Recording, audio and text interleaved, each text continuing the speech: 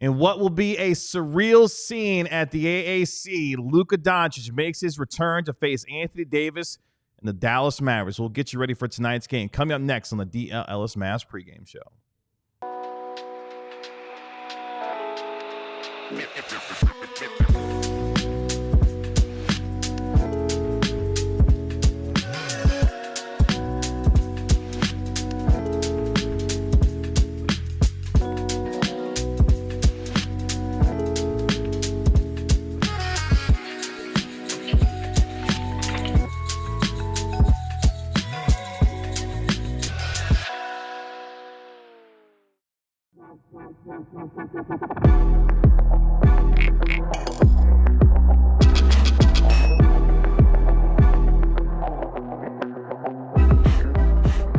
Hey, what's up, DLLS Mavs Nation? It's your man, Kevin Gray, alongside Mavericks beat writer Tim Cato, Mavericks analyst Bobby Carello. We, of course, are DLLS Mavs. We appreciate you joining us here on our special pregame show as Luka Doncic and the Los Angeles Lakers take on Anthony Davis and the Dallas Mavericks tonight with game time at 6:30 p.m. in the most anticipated return arguably in the history of the NBA, as Luka Doncic, after spending 6.5 seasons with the Dallas Mavericks, will play his former team for the first time in Dallas. We will get you ready for tonight's game over the course of the next half hour plus here on DLLS Sports. We'll let you know who's in, who's out, and obviously the story of today with Luka Doncic and his return. Gentlemen, good afternoon on this wonderful Wednesday. How are we feeling?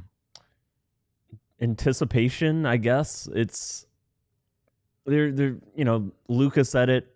He has no clue what to feel. Sorry, I'm spoiling something to come. We'll talk about that, but I don't know what to feel. This is not one that, has any sort of certain game plan it's going to follow, certain script. This is going to be weird. I don't know if it's going to be closure or not. I don't think most Mavs fans know exactly what they're looking for out of this game. And that's a weird thing to go into. I know how to feel. I feel awful. I really feel awful, man. This has been a day that I've been dreading ever since the trade. I haven't been in the arena since a little before Christmas. One of my friends was in from out of town, and so I went to see her. She was at the game. Before that, it had been, I think, since like opening night. I went there for part of the Spurs game because KG, you and I usually are here during the games. And like, I don't want to go. I don't want to be there tonight. I don't want to, but I'm going to be there. I'm going to go because I have to see the scene and stuff for this. But like, this is just, it's such a dark and depressing and just disturbing kind of sensation. Everyone is going to go in that building because they hate the Mavs. Like, they're going to go there because they're so angry about what happened. It's just going to be such an uncomfortable, just bummer of a vibe, but rightfully so, justifiably angry, righteous outrage, at what happened. And it's just, the Mavs deserve every ounce of what's coming. But I am really, really sad that it's going to happen. I'm in a basketball a group chat. I'm in a group chat that is meant for scheduling, some basketball playing evenings. And it used to be, all numbers I knew, and it's like 20, 25 people now. And there's a number, there's like half the group is numbers I don't know. And somebody sent a message about the game, and there's two people who I don't even know who said this is the last Mavs game they're ever going to go to, as long as Nico is the general manager, and they are going to see Luka and to boo and to chant, and it's just like we know this is going to be happening, but here's just like anecdotal evidence is everywhere. I think every Mavs fan has anecdotal evidence of people who are using this game as a singular moment, in a final moment in a lot of ways of, what used to be a fandom that involved, every single game or at least every single playoff game and dozens of home games throughout a year. And it's, for so many people, it is just so visibly, clearly dead. Yeah, I thought you hit the nail on the head whenever you kind of identified the parallel between April 9th, which used to be a good day. 4-9 used to be a good number for us. It was the night whenever Dirk announced his retirement, his final home game, 41-21 won and all that. And today, which is also April 9th, one other thing they have in common is they're both ends. Dirk's April 9th was the end of his career, the end of his loyalty, the end of the Mavs' loyalty to him, the end of the greatest basketball chapter my life will ever see. I would never trade Dirk's career for anything. Tonight, though, is not an end for a player or for an organization. It's an end for the fans, because there are a lot of fans that feel that way, Tim. There are a lot of fans that are in our chat right now that said, I haven't watched a game since. Matthew Davis said, long time no see, y'all. I haven't been following. I've been following Luka. Yeah. There are a lot of fans that are going to shell out some cash, a lot of season ticket holders that already have these tickets that can't get rid of them, that are going to be in that building for the last time. There are going to be people that are watching the Mavs tonight for the last time, specifically to see Luka. So it feels there's anger, but there's also sadness. It feels like a funeral. Like it sucks, man. It's just awful. I cannot wait for this to be over. It's just so ugh. Yeah, I mean, the jersey is right behind you. Dirk Nowitzki's number 41 jersey. Tonight marks 6 years to the day that Dirk Nowitzki played his final home game as a member of the Dallas Mavericks and Luka Doncic's return. And as someone who gets paid to talk for a living, I have found it very difficult to find words to describe what I think will happen tonight. The scenes outside of the arena, the scenes inside the arena, and how this game and the emotions at which fans will feel throughout the course of the 2.5 hours of this game tonight, all centered around two players, essentially. Obviously, Luka Doncic, and the other being Anthony Davis, who, of course, is a part of the Dallas Mavericks and was part of one of the more monumental trades in sports history, a range of emotions that will be flooding throughout the next several hours and even after tonight's game once it is over with. But it's going to be our job to describe to you. We will be at the game tonight. All three of us. Mark Stein is already going to be at the arena as well. We will be there to experience all of what this night will bring and what it means. And for a lot of fans, in some ways, the end of an era, the end of a fandom for a team, but also the beginning of what could be a very different next couple of years at minimum for this team in terms of the Dallas Mavericks. Luka Doncic and the Los Angeles Lakers coming in on the second night of a back-to-back, loss last night to the Oklahoma City Thunder, but all the conversation after not only Luka getting tossed out after getting his set in a technical foul with 7:40 left in that fourth quarter, but obviously the questions being, Luka, what are you going to be feeling going into tonight's game? Here's what Luka had to say post-game after the Lakers took on the Thunder. Of course, it's going to be a lot of emotion for me. I don't really know what to expect. I don't know how I'm going to feel, honestly. I'm looking forward to being back in Dallas, obviously, with the fans, seeing my teammates, ex-teammates. It's going to be very emotional for me, for sure. I mean, and you can hear it, gentlemen, in his voice, obviously starting to come to grips with what's about to happen as tonight comes, and even having to correct himself initially when he said his teammates, he means ex-teammates. Try to put your mind inside Luka Doncic and his emotions coming into tonight, because I can only imagine what he is going to be feeling after what has been a bombshell trade, trying to get used to a new team, but then immediately coming back to a situation where he thought he was going to be for the duration of his career. I mean, I've never been in a situation like that. I don't know. I think the competitor in him is gonna rise above any weird feelings that come before and after the game. I think that version of Luka is the Luka that we're gonna see when the TV cameras are trained on him. I think that's the one I'm expecting. But there's no precedent. There's no precedent for what you should feel. There's no handbook. There's nobody. There's people who've been traded before, but not like this, not in this circumstance. And of course, he has every right to feel, his very work ethic, like everything that he put in to get to the NBA, everything that made him a 5-time All-NBA first teamer. Yeah, he's 6'8", but he's not a super athlete. Not in the way that some players are.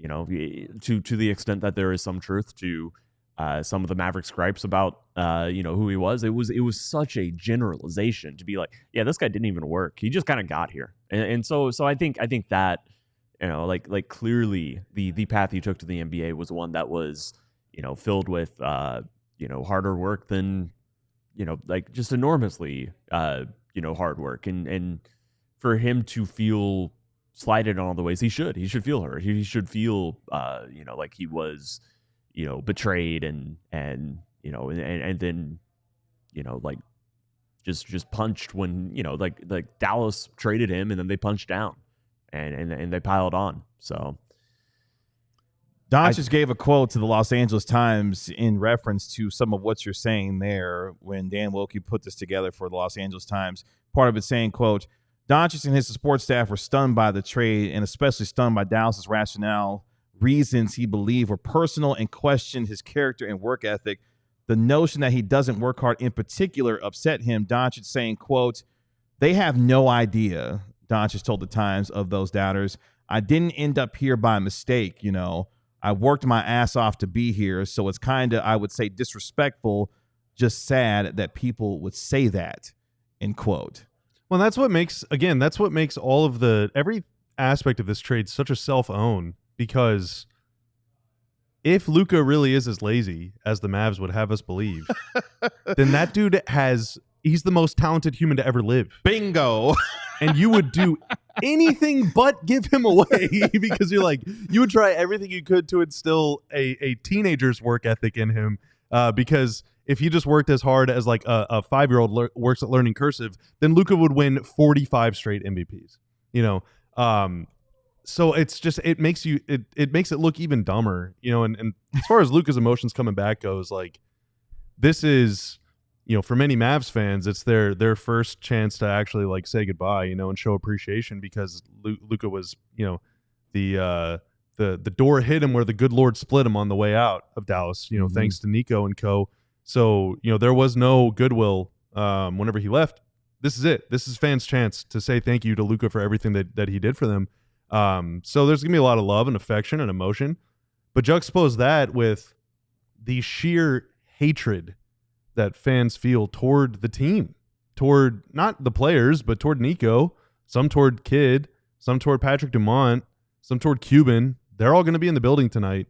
Like, that's just going to make for a really uncomfortable environment. And I know Luka thrives when emotions are running high and when there's trash talk and when there's some, you know, some malice. But it's going to be really weird to try and, you know, let the negativity and anger that he feels toward them fuel him whenever everywhere he looks there's people, probably like grown men, crying just seeing him out there. Yeah, you know, it's gonna be really weird. I don't think it's gonna be a normal basketball game.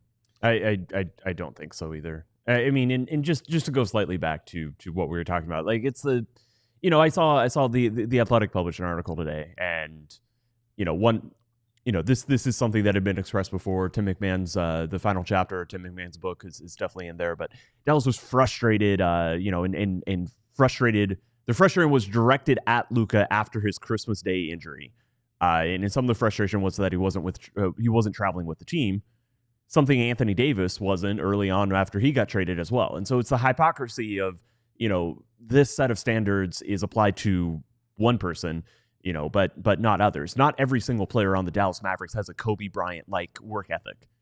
I can promise you that. I would say that none of them probably do. Yeah, probably none of them. That's kind of what made the whole Kobe thing kind of the Kobe thing. Like, right. There's only a handful of dudes who work like that. But like, I can tell you out of my own personal frustration that it was very annoying when Luka would take an hour and a half after a game to finally get down to the media room and talk to us. And that was very annoying because it was very annoying to, you know, our schedule. And I'm not saying that every single second, you know, it was pure, but the reason is because he was doing treatment for a literal hour to an hour and a half after every single game. And yeah, he might have had a couple beers with it. But he was literally who doesn't need a recovery beer every now and then? But he was literally locked into, you know, like all this stuff. He was the last player in the building pretty much every time. Yeah, Kyrie's the first player, you know, like on this, you know, before the trade, Kyrie was the first player to show up before every game, just about. Luka was always the last player to leave. So it's just, And that's and I get it. Like I don't have an issue with the t-shirts. I understand where people are coming from. I don't think there's anything that you could have done that would have been received well, and this is something we've talked about. But I get it. It's the hypocrisy, because ultimately the people who made this decision on the Mavericks, are not the people who traded him, but they are representative of how the Mavericks treated Luka. Even if the person who treated Luka is Nico, and then if you want to boil it down and be more cynical, yes, this is all an attempt to reduce the fan reaction in the arena, to reduce the fact that, there's going to be a lot of purple and gold. But hey, handing out a bunch of white t-shirts is going to make that purple pop a lot more. Yeah. And again, in fact, it's another self-owned, because there is canonically nothing to thank Luka for. Canonically, the Mavs think that Luka is lazy and fat and a drunk. Like, why would you think someone that is, in your eyes, such a loser, such a failure, such a disappointment, so bad, so harmful to your culture and your environment, that you have to trade him now and only to this one team? And yet you're going to say 2 months later, oh, thanks, bud. Thanks, bud. Like, you are either lying or extremely dumb. And either way, just don't do it. Don't do it. Had to do it in the middle of the night, had to do it in secret. Couldn't even call the cat and tell him. Cloak and dagger stuff, because you knew the fan base was going to disagree with you, but you were right. You believed, we know better. Is that the kids who are wrong? No. Or is it us who was wrong? I just butchered that one. Yeah, but you know also, he goes on vacation sometimes.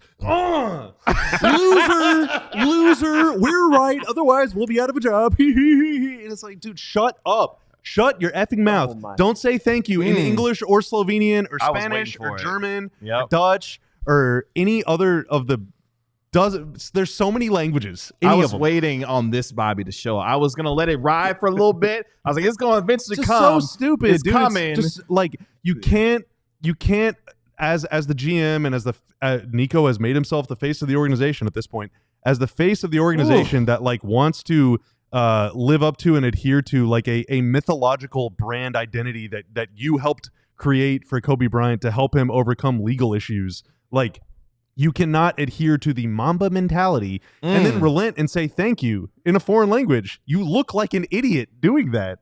You just look like such a dope doing that. Sometimes it's easier to do nothing. Yes. Sometimes it's easier to do nothing. Coming up here on the DLLS Mavs pregame show, who's in, who's out. You'll hear more from Luka Doncic in his postgame comments last night. You'll also hear from Anthony Davis and his thoughts and emotions coming into today's game, as well as we get you ready for the surreal scene tonight at the American Airlines Center as Luka Doncic makes his return to Dallas. But before that, let's help you win some money tonight when it comes to Sleeper. I'm trying to go big tonight. We haven't actually talked about the game yet, but I think the Mavs might send some pressure Luka's way. And so for as much as I want to see what the multiplier would be for Luka to score 50, I'm going to take Luka for more than 8.5 assists. I'm going to take Anthony Davis to go for a big game. Lakers don't have a lot of size. I think he's going to get a lot of opportunities. So more than 26.5 points. And then Austin Reeves has been on fire lately. I think he's going to make more than 2.5 threes with Sleeper. The more you pick, the more you win. All the way up to 100 times your money. My multiplier on this play is 5.25. So my $5 play would net me $26.25 if I win. If you want to play along with me or make your own picks, you think you know ball better than me, which you might, download Sleeper, use promo code DLLS Mavs. When you play $5, you will get $55 in free plays to use anytime, any place. Just check the terms and conditions before you do and download Sleeper today. Appreciate all of you joining us here on the DLLS Mavs pregame show. Tip-off at 6:30 p.m. tonight. If you're going to be watching the game, you can watch it on ESPN, KFAA Channel 29, and also on Mavs TV as well. Lakers 4.5-point favorite coming into tonight. With all the drama surrounding Luka Doncic's return, Anthony Davis playing the Lakers for the first time since being traded himself, there's some things on the line tonight in tonight's game for the Lakers themselves. They are one game ahead of, let's count it, 4 different teams in the Western Conference, that being the Clippers, Nuggets, Warriors, and Grizzlies, for home court advantage in the first round of the playoffs. Meanwhile, for the Dallas Mavericks, a win tonight secures their spot in the play-in, or if Phoenix loses tonight, which is pretty likely, they're hosting the Oklahoma City Thunder tonight. Either a Mavericks win or a Suns loss clinches a spot in the play-in. The determining factor will be over the final couple of games, whether that game will be in either Sacramento or Dallas. 10th place, baby. Here we come. Sacramento is already a game ahead of Dallas, essentially 2 games ahead because they do own the season tiebreaker, having won the season series 3-0. So essentially, not essentially, the Mavericks would have to finish ahead of the Kings with a better record in order to host the play-in, which, gentlemen, would be a week from today, actually. So the Mavericks have some things on the line when it comes to their 9-10 play-in game, which essentially could be locked up tonight if they win or if the Suns lose. Meanwhile, another piece of interesting news, and we'll get back to more with Luka Doncic and Anthony Davis here in just a moment, but a surprise came on the injury report yesterday afternoon as Dante Exum has been listed as questionable going into tonight's game after having the broken left hand that he has been dealing with. He popped up on the injury report as questionable going into tonight's game. So something to continue to watch for as we see who is in, who's out. Anthony Davis, of course, is available and good to go tonight for Dallas. Jaden Hardy, he is out tonight with his right ankle sprain. And Kai Jones, he is going to be held out tonight as he has 1 game remaining on his 2-way contract. Can I dole out a backhanded compliment? Sure. I think Dante Exum might be their best Luka defender. Which doesn't say a whole lot, given the fact that my man's got a broken hand. That's their best choice. Yeah. Am I wrong? Tonight. I mean, AD, I guess, the closer to the basket, the better for AD. But otherwise, it might be Dante. I think Caleb Martin. Ooh, okay. Yeah. I could see that. I think Caleb Martin. I don't think. I mean, it depends on what you're asking them to do. I mean, to guard Luka well, because Dante's long arms, strong enough. Yeah, if you're giving up too much strength, he's gonna take you into the paint. If you're giving up too much foot speed, he's gonna dance with you on the perimeter. Now, you don't always get that version of Luka who has the step back jumper going perfectly. He's gonna be playing the second night of a back-to-back, but only played a breezy, balmy 31 minutes last night. Light work. So Light work. we'll see what everything looks like. I don't know. Dante, I don't know if he's strong enough. Yeah, we'll see. Yeah. Roger makes a good point. Exum defending Luka is a guaranteed 30 piece. At minimum. You're not wrong. Anyone on this team defending Luka is a guaranteed. I mean, Luka gets guaranteed 30 every night unless he gets ejected. Jackson Hayes, he's also going to be available tonight. He has suffered a right hand contusion in last night's game against the Oklahoma City Thunder, but he is good to go. Maxi Kleber out as he continues to recover from his right foot surgery. Before we hear more from Luka Doncic and Anthony Davis, let's get to our super chat here on our pregame show.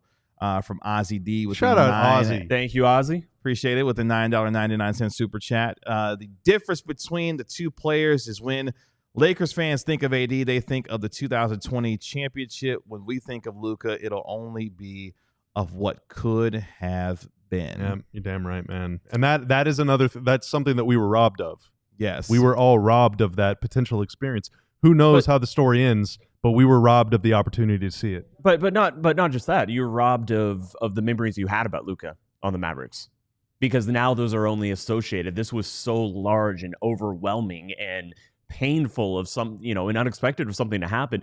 You can, I don't, maybe it's a little bit like Thunder fans. Do they still enjoy Kevin Durant, memories and games and moments? And I think they do to an extent. Certainly that's a more complicated feeling.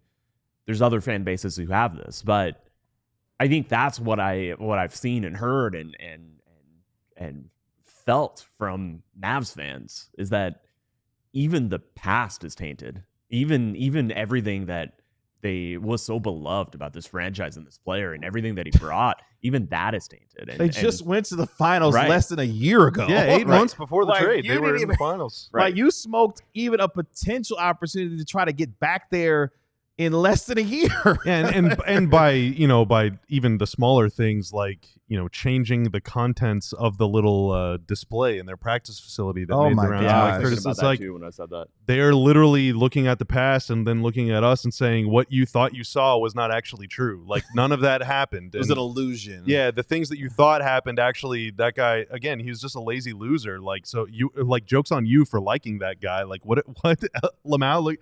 Get a load of these idiots liking this lazy guy. Like no shot.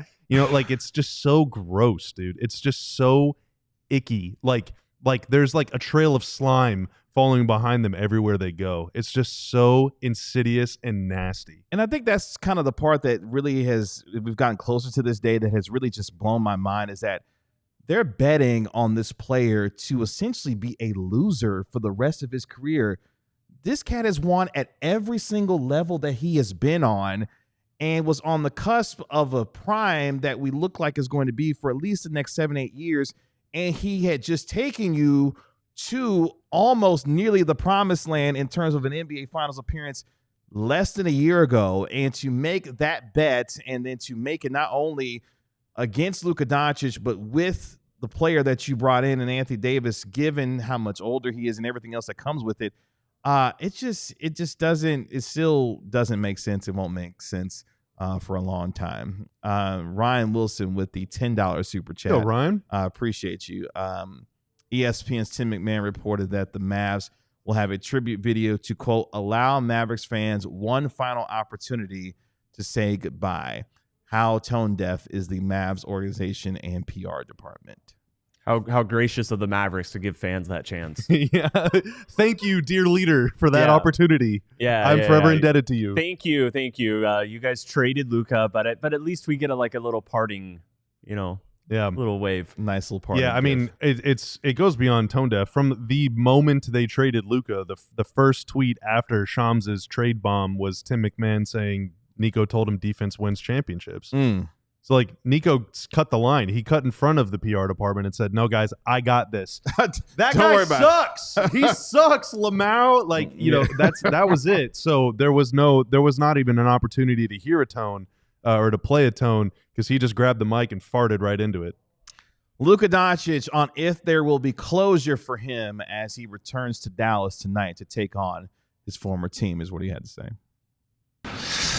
Yeah, I mean, honestly, I don't know about closure. It's obviously a lot, but like I said, I'm excited to be back here. I know the fans gonna appreciate me being back here. So, I mean, honestly, I don't know. I don't know how I'm gonna feel, but I'm just excited to be back.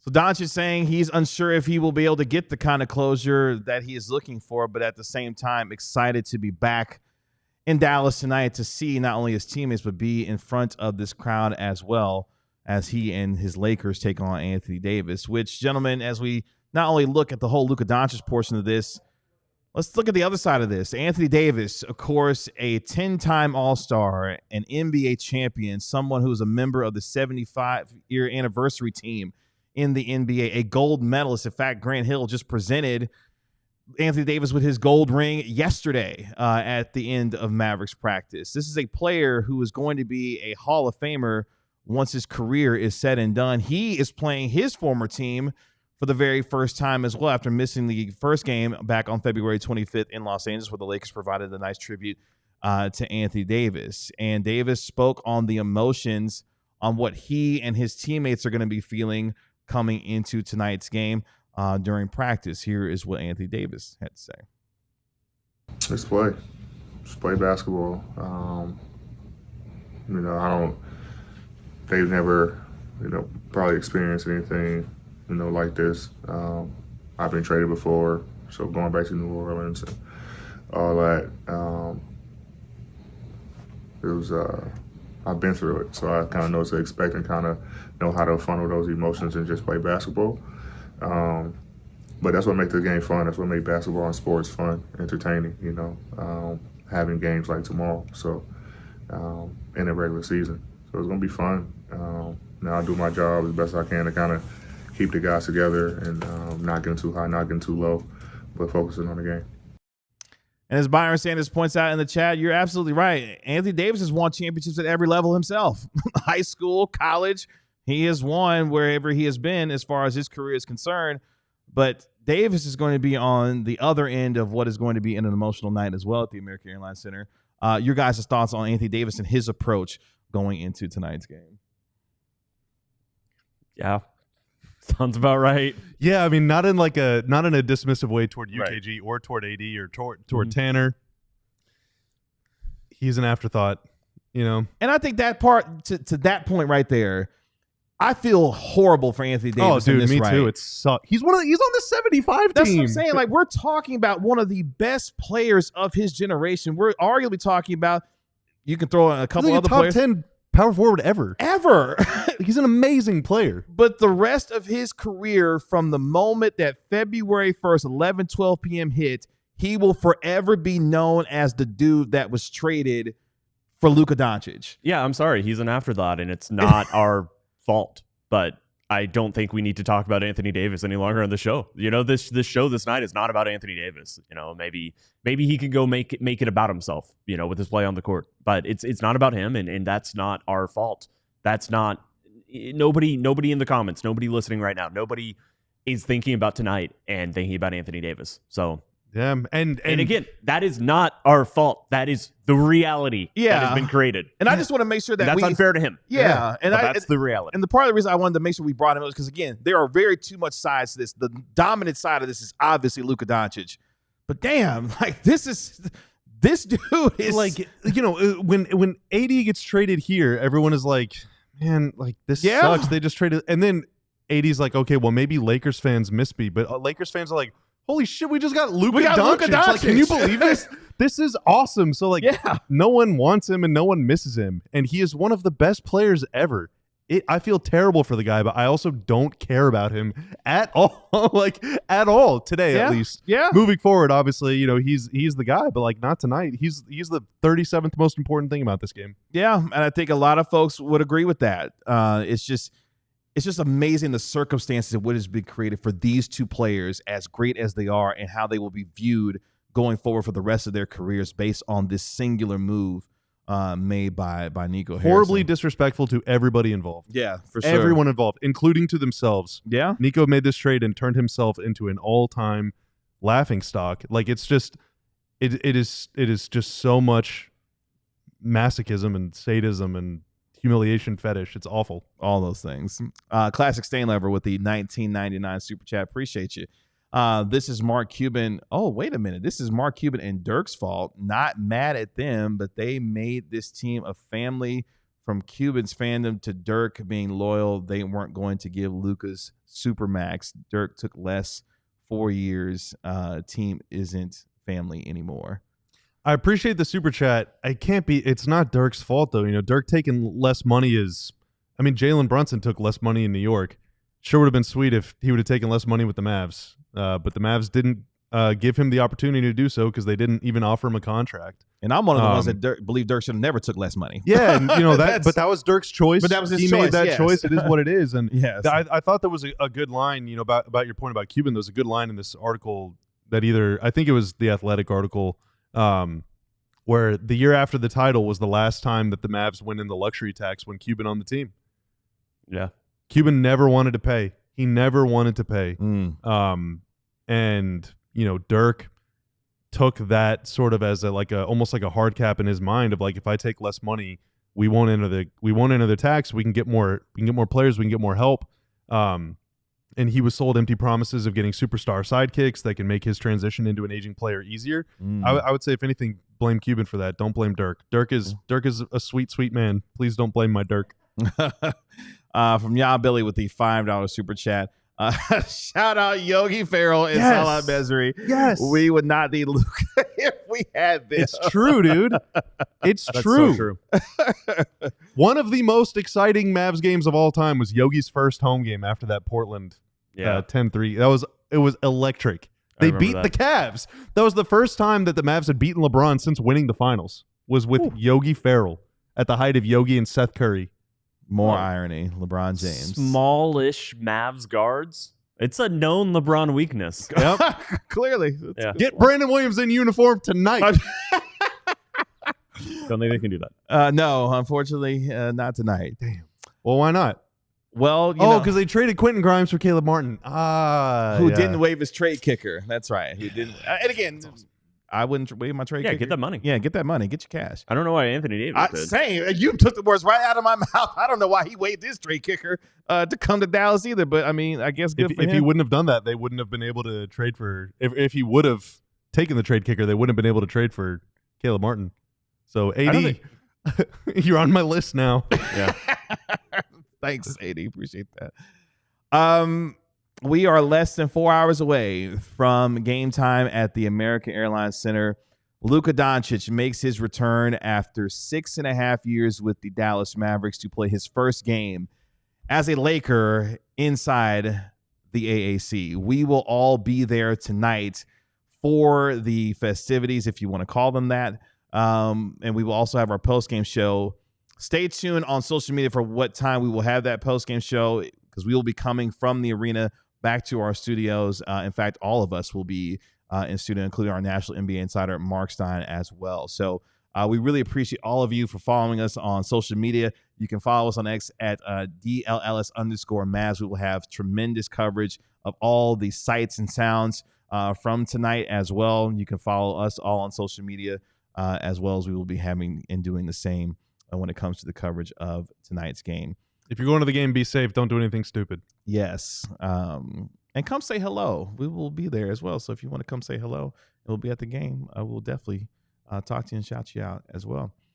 Appreciate our guy Tanner making us look good and sound good as always. Appreciate you, sir. He has had himself a hell of a week so far. So we appreciate all of his hard work. He has been cooking all the things you see on YouTube, all the things you see on social media, including Stein's tremendous video essay as well. Shout out to our guy Tanner, who's been putting in work all week long. That is our Mavericks analyst, Bobby Carell. That is our what happened. Just real quick, we got Sarah gave us a.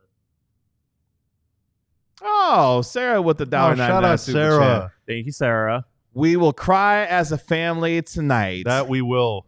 We will. I'm gonna grab my friendship bracelet on the way to the game. That's the only thing that's gonna shield me from pain tonight, is knowing that we have each other, we have community.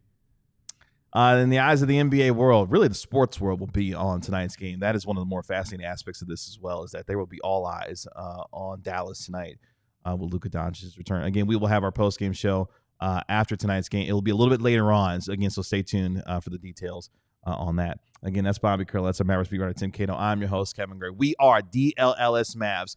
We will talk to you later on tonight after Luka Doncic and the Lakers take on your Dallas Mavericks. Y'all be good. We'll talk to you later. Peace. We all silly like the mayor.